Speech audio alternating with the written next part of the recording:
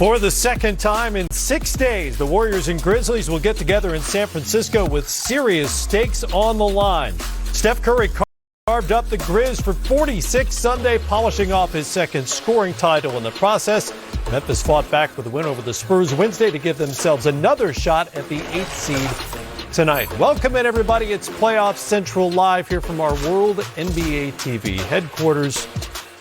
It's 3 wide on the set. First time for me all season long. Hey, two analysts in the building. 3 wide sounds like a football play right now. It's a NASCAR thing. Yeah. But we're here. We're all here. It's Earl Watson, longtime NBA point guard, head coach, of course. The Hall of Famer Isaiah Thomas in the building for the first time all season. Is that right? It's the first time. Wow. They let me out. No more Zoom? No more Zoom. No more. I got makeup on now. Yeah. I recognize myself. It's amazing. We're going to be able to hear you the whole show. Lighting. I'm not fading in and out. Yeah, you're not just going to disappear randomly. And you won't see this, Matt.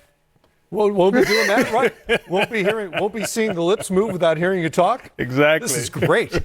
Hey, Zeke said they need to put a time limit on Zoom meetings. They're going way too long. Oh, way too long. We've had shows on Zoom. They're out of control. People get real comfortable on Zoom, too. Yes, I've noticed. They do sometimes. Yes. Sometimes not me. Sometimes way too comfortable. Yes. That's a whole other show. I've noticed, Matt. Great to have you with us. I'm Matt. Warriors and Grizzlies meet for the 4th time this season. The last 2 have been real pressure cookers. Grizzlies, of course, hope tonight's goes better for them. Sunday, they found themselves chasing Steph Curry all night long and found themselves down 17 after 3 quarters. Of course, both have played games since then. The Warriors played great defense most of the night in L.A. Wednesday. Still came up short to the Lakers thanks to LeBron's ridiculous 34-footer late. How much of what they did right in that game, Earl, applies to what they're trying to do tonight? I think for the Grizz, I think it's important for them, and I think Zeke can attest to this. When you're facing a team, and the Grizz to me is a young, grit and grind team. Defensively, they're great, but how you break the momentum of flow of a Steph Curry, you have to get to the free throw line. And we saw down the stretch Ja Morant struggle at the free throw line, and he stayed after to shoot free throws. That's almost like manifestation, Zeke. Yeah. But that young team has to come in and create a defensive mindset and try to wear Steph Curry down. Yeah, I agree. And that young team, when you're naive, they say ignorance is bliss. Yeah. So you may not realize the type of pressure that you're under when you're facing a Golden State team that has, Curry and Draymond and everything. But I think the most important thing, and you can attest to this as defensive guards, when you're chasing around Steph Curry and you think you're doing a great job defensively, and then he's knocking down shots. Yeah. It's hard to maintain and keep your defensive confidence that you have in yourself. So I think it's important for Memphis tonight. Don't lose their defensive confidence in terms of their game plan and also their scheme and system. Well, and you saw it Wednesday night against the Lakers when he got off to a relatively slow start. They did a good job of getting the ball out of his hands early on in that game. He still wound up with 37 on the night. So if you're Taylor Jenkins, and he's going to go on one of those stretches of 4 or 5 minutes where he knocks down 2 or 3 threes and changes the scoreboard a little bit. If you're Taylor Jenkins, you've got a really young team. What do you say to your guys in those circumstances? I think just what we're talking about, you got to find your best defenders, and just like we have to keep our offensive players confident, we got to keep our defensive players confident. And when Steph starts knocking down shots like that, the crowd gets into it. He starts shimmying and he puts on, the act. It's important for you as his opponent to really stay locked in and not get bothered by all of that, because once you do, then he's got you. And, a big part of his game is kind of the theatrics in terms of making you feel less confident. Mm-hmm. So you really have to just stay locked in. And if you can stay locked in and continue to make him take tough shots, you got a chance. But once he gets to moving and coming off screens, and then he can roll it around, look at it, and knock it down, and then it's a problem. Also got to keep Dylan Brooks on the floor if they can. He had foul trouble in that game on Sunday. Obviously, there's no one defensive player who's going to shut down Steph Curry, but what can Brooks do tonight to at least make an impact on this game defensively? I think it's all in the bench, and I had a chance to play behind Gary Payton. I wish I could play behind a Zeke, because as a point guard coming off the bench, how he goes into a game like this, I have to watch his flow. And if his flow is like I'm going to come out as Ja Morant and be aggressive offensively, I have to be very aggressive defensively. And Tyus Jones is key. He's going to play 7 to 10 minutes a game, probably tonight, maybe less. But whatever time he plays, can he pick up Steph Curry full court? Can he make him turn twice? Wear him down, and you're going to get Steph is going to hit shots. It just is what it is. But the key is in the last 3 minutes, is he tired? Is he fatigued? Did you use 3 to 4 fouls in those minutes and beat him up some and make him work overly hard, which he's not used to doing in the backcourt? Different styles offensively for these two teams. Obviously, Golden State plays fast. They take and make a bunch of threes. Memphis is not a great three-point shooting team, but for the second straight season led the league in points in the paint. How can they make that their advantage tonight? Get to the free throw line, attack. Get deflections, steals, rebounds, get out in transition, push the pace, and then that second unit for Golden State, take advantage. One thing that I learned in the NBA in my years of playing, you can't let non-point guards bring up the ball without any aggression. Pick them up full court, because it's very difficult. Don't see that often anymore. You don't see it that often, but it's up to a player to do it, because coaches really are not going to make you. So, once again, whoever brings the ball, whether it's Draymond Green, make him turn in the backcourt. Make their non-point guards be decision makers with pressure down the stretch and just take advantage. And that helps you also with the shot clock, because when you're putting pressure out front, now you're taking time off the clock. And instead of chasing Curry off of 5 screens, now you're only chasing him off of 3 screens. Because really, once I got to the NBA, I figured out the best defender out on the floor is the shot clock. And why is it the best defender out on the floor?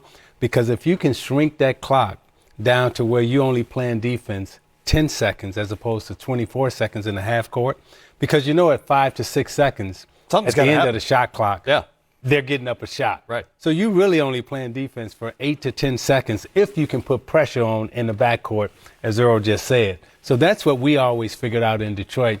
And actually, you see the Knicks doing that. That's what Tibbs do now. There's pressure in the backcourt. So by the time you get to the front court, you're playing with 14 to 16 seconds on the shot clock.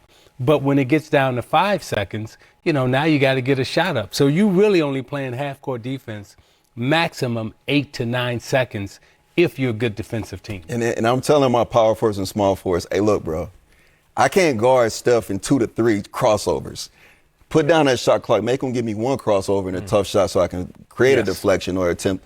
He can hit those shots, but let's limit his dribbles. And it throws off the rhythm. But he's a great shooter. He's going to have opportunities. But he's right. That shot clock is your best, teammate. With 2 coaches here, I'm now tempted to have a whole conversation about why there's not more pressure in the backcourt from guards in the NBA these days. But we've got to get on to other topics. So load management. That's for another day. Check this out. The playoff experience advantage Golden State, decidedly so. Steph Curry alone has played 112 postseason games. That's as much as the entire Grizzlies roster combined. And you combine that with home court advantage tonight with fans back in the building. How big a deal is that for Golden State? It's a big deal, but I go back to my early years in terms of getting into the playoffs, having to play against Boston. And they would always say, well, Boston has this much experience. And this is where Chuck Daly was brilliant at. Chuck would say, yeah, they have that much experience, but you guys are young. That means that they're old. That's a good point. It's a fair point. So, you have to keep the pace of the game moving, and you have to keep the pace of the game going. And I actually think Memphis has an excellent chance of winning this game tonight because of their youth. And I do think Valanciunas can control the paint. He's big in there. He can rebound.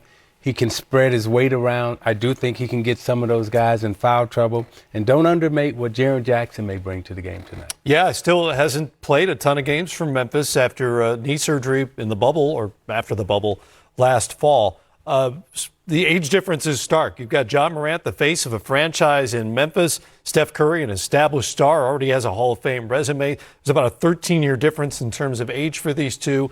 If you're in John Morant's ear tonight, if you're Taylor Jenkins, what are you telling him? Get to the free throw line 10-plus times. Try to get there 12 to 15. Be aggressive. Assert your will at the rim, which we know he is great at doing. And then also don't get deflated, like Zeke said. When Steph hits shots and he go on the stretch, we're going to burn timeouts. That's okay. Come out, stay the course. And if I'm Ja, I'm going to the second and say, who's going to step up defensively to create the tone, to really embrace that grit and grind attitude to get us out in transition? Because as Zeke said, young guys in transition, old guys do not want to chase. They want to have court games so they don't have to run up and down the court. Earl, let me ask you this question. if you can put yourself back into your 22, 23-year-old mind, and you was playing against somebody that was 33, 34, I know I was saying, I'm getting ready to murder this guy. Like, there's no way I was thinking like, I didn't care what the reputation was. I felt that at 23, I had a little bit more giddy up than the guy at 33. Right. So did you feel that way? You definitely have a lot of juice. You have a lot of momentum. What you can't do is play into a veteran player's game, and that's half-court basketball. All the tricks of the trade. Yeah. Like Reggie Miller grabbing your arms and your wrist and swinging them away, or John Stockton running his offense from the half court, from the free throw line, and GP in the post. I wanted to pick up GP full court and turn them and create my energy, my pace, my momentum. And coming off the bench, I knew I had 6 fouls to give. Yeah. I'm not going to play that long, but I have to create a tone and an energy which my team can build on. So did you foul hard? Foul hard, foul often. Foul hard and foul often. I watched you play, the Bad Boys. It's the only way I knew. I grew up in Kansas City. And by now, John Morant has been on the floor enough times and enough minutes with Steph Curry. He shouldn't be starstruck anymore, right? He should try to take advantage where he can with his athleticism, with his ability to get into the paint when Steph's on him. Challenge him defensively. They always say this about any great offensive player, whoever it might be. Make him work on the other end when you can. Matt, you're 100% right, except for actually 99% right, except for one thing. The one thing is whenever you walk out on the court and you see Kareem or you see Magic or you see Jordan it's always a little like, oh, that's that Magic. guy. That's Kareem. So whenever Steph Curry steps out on the court, he knows that his opponent is looking at him like, yeah, that's Steph Curry. And LeBron, and that's one of the things that the great players have over some of the average players is that, I'm this guy, and you really don't want to make me mad because I just might, And so that's something that's always kind of in the back of your mind. And right now, it's not just Steph, it's peak Steph, because he's been incredible this season, coming off an amazing May, in which he averaged nearly 37 a game and shot better than 40% from three-point range. And it's not just, as you guys know, he's not just a catch-and-shoot three-point guy. Other people aren't creating these opportunities for him necessarily. He's number one on the whiteboard before the game, number two, number three, talking about him at halftime. They're scheming for him. They're doing everything they possibly can. What impresses you most about what he's been able to do without Klay Thompson spreading the floor for him this season and in the past couple of months in particular? I think sometimes how you prepare a player early in his career, credit to Mark Jackson, is how a player transitions. And with Steph, his ability to play off the ball. Mm-hmm. That's what always blows me away about him, and I think people miss that point sometimes. It's very interesting. Like, we still don't see Dame Lillard really play off the ball. So he has a lot of pressure off the bounce. Steph did it early. And right now, what's most interesting for me is he's still able to come off screens and, cut to the basket and come off down screens and be open. As a point guard, you are not used to guarding guys off the ball. So if you don't practice it in practice, it's very difficult to carry it into the game. And now his abilities, I think he became a better finisher at the rim. Yeah, and his ability also to shoot from great distances. The range increase that he's made happen, him and Dame Lillard has made happen in the NBA. It used to be that you didn't accept guys missing from 35, 40 feet. Now what Steph and Dame has done is they've made it acceptable for coaches and players to accept guys missing from 30 to 35 feet. So therefore, it stretches your defense further. But Steph and Dame, they make shots from out there also. So when you're talking about chasing and getting over screens, and as Earl said, teams aren't practicing that anymore. And you see how they have the floor spread. Steph is great off the ball. However, what we do have in this league is we have a dearth of and a lack of great perimeter defenders. So Steph is definitely taking advantage of that. Well, also, the way the rules are right now, it's very difficult to be a good perimeter defender. Well, you can't touch anybody. You can't touch him, but damn, you can chase him. I mean, it's like right now. You looking. Like you say, he's 1A on the board. He's 1B on the board. He's 2A and 2B, And we look at a lot of the shots that he's able to get, he's really wide open. But that is a credit to his understanding of the opponent that he's playing against being a weak defender. As an on-the-ball defender, guys like Steph and Kyrie, it's really difficult to gauge because most guys give you 1, 2, 3, slow hezzy, slow cross. You can count dribbles as a defender to deflect them. What Steph has done, like Z said, you can't count dribbles when you're chasing off down screens. If my whole life I've been picking up full court, guarding the ball, and now I get to this moment I have to guard off a down screen, I am not used to running around down screens. It's a different type of training and momentum. You take Ron Artest. Ron Artest in the box or off the ball, he's phenomenal. Make him chase. Yeah. You have an opportunity. So that's the mindset of a defender. But Zeke, I have a question for you. If you're Steph coming into today's game, and this happened with Dame Lillard, my last year in the playoffs with the shot versus the Rockets, that playoff series gave him tremendous confidence for the rest of his career. Right. Now you're facing a young Ja Morant. Are you coming out saying, I'm going for 40?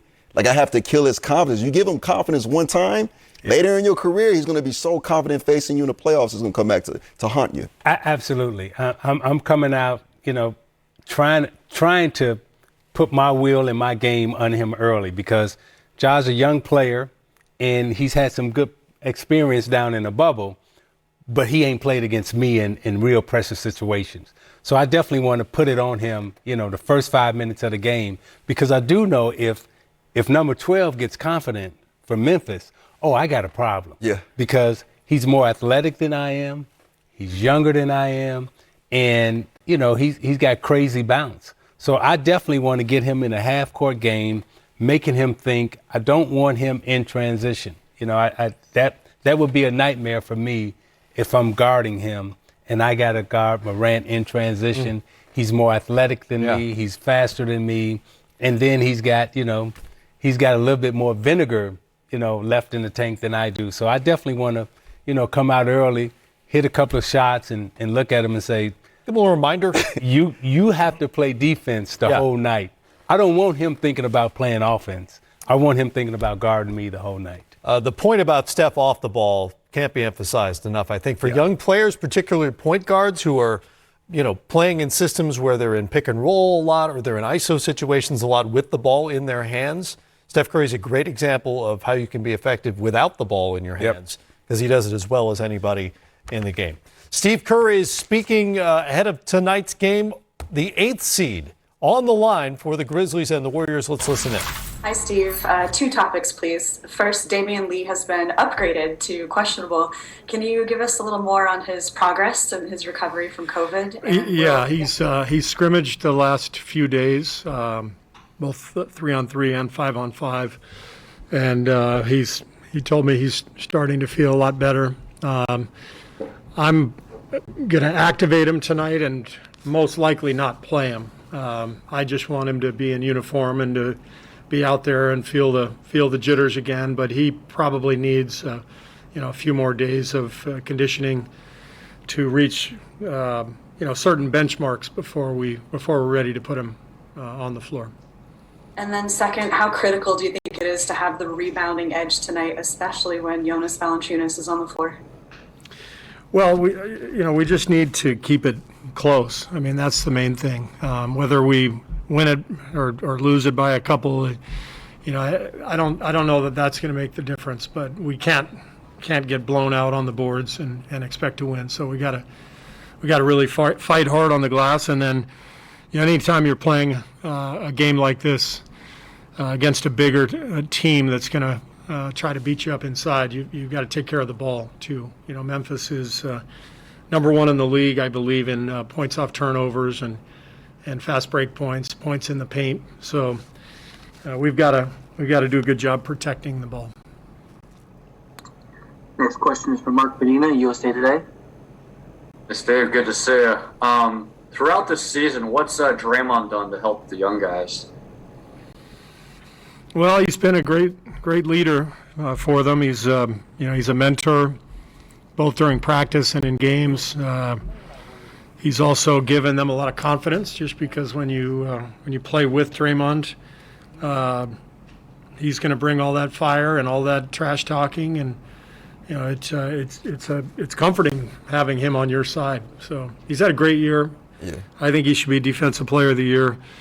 And what that means for the young guys is that they're learning from a guy who is one of the very best to ever do it, and you can't have a better mentor than that. Connor Letourneau, San Francisco Chronicle.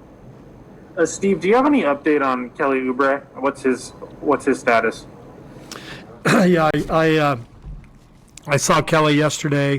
He got a good workout in, and told me he's starting to feel better. We'll have an update for you here in the next couple of days. Nothing beyond that to report.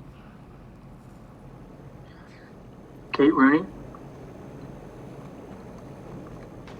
How much did the fact that you hit this in a big emotional game less than a week ago affect the way you're going into it tonight? Is it harder or more of an advantage to play a team that you've already played so many times this season?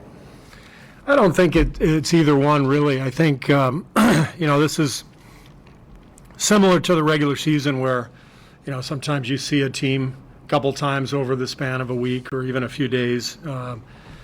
So it's good for us to have a tape to watch of what they do, and it's good for them to have the same tape. So I don't think there's an advantage either way. Next question from Colin Ward-Henniger. Hey, Coach. You've obviously coached a lot of big games in your tenure with the Warriors. I'm just curious what you're seeing from your team, both bouncing back from that loss to the Lakers and also heading into this game, in terms of the vibe around the locker room and kind of the confidence level. Great energy, great focus. We just had a walkthrough. Our guys are fired up for tonight. They're excited about the opportunity. And, that was a really difficult loss the other night, but that's what the playoffs are about. You can't get too high, you can't get too low, and it's always about the next game. So very confident that our guys will respond from that tough loss and play really well tonight. Next question from Christo Saltas. Hello, Coach. Hope you are doing well. What did you see from the Grizzlies in the game against the Spurs, and how important is it to slow down the Jonas Valanciunas game? Yeah, they had a great game against San Antonio, got off to a really quick start. So we've got to be prepared for the beginning of the game. We were down 12-4 against Memphis on Sunday. Spurs were down much bigger than that. I think they were down 23 or something in the first quarter. So we've got to be prepared for their quick start and just take it a possession at a time. I know it's a cliche, but it really is the truth. It's a long game. 48 minutes is a long time. You just have to be solid the whole time. Monty Poole, NBC Sports. Steve, you guys have, in the last 6 weeks, I think, lost a total of 6 games. Only one of those games was a blowout, the Dallas game. Have you noticed any tendencies in the other 5 losses, which were all relatively close games?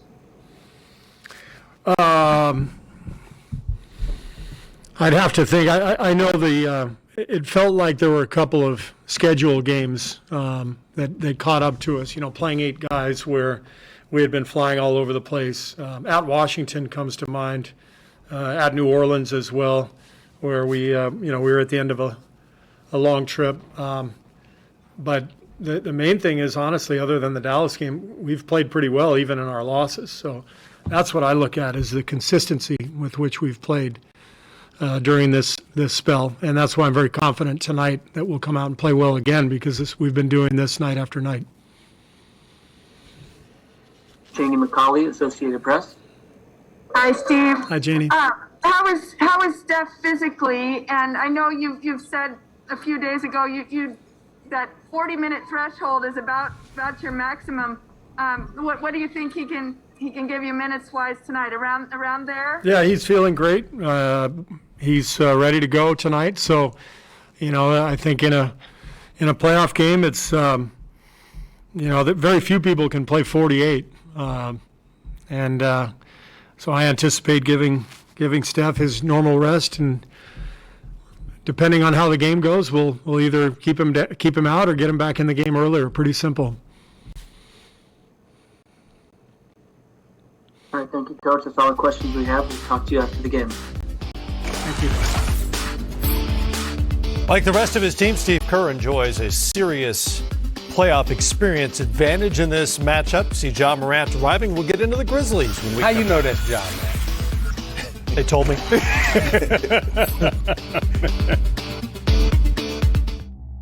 As a super fan of travel, I simply cannot stand for the...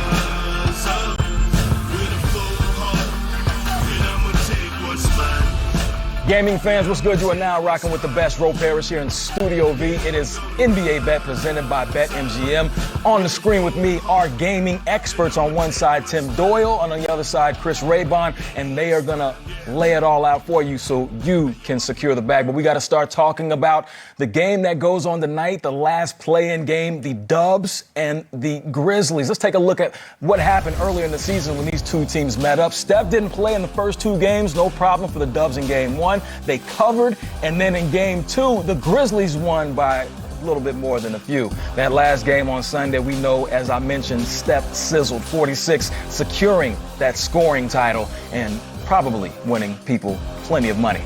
So Timmy D, starting off the top, this game, final play-in game, what happens? Yeah, I mean, you know the Warriors going to be favorite, and rightfully so. They're at home. You got Steph Curry, who's just playing completely out of his mind. But I'm sorry, I got to go with the Grizzlies here. And forget the points. I like the Grizzlies on the money line. Memphis was outscored by Golden State by 27 points from the three-point line. And you looked up in the fourth quarter, and guess who was up to? Memphis. I don't think they played their best basketball. Jonas Valanciunas had his way down low. I expect that, Chris, to happen again. Maybe I'm crazy picking against Steph and the Warriors at home, but I like Memphis in this game, Chris. Tim, I think you are crazy. I mean, we're calling the Lakers one of the best 7 seeds of all time.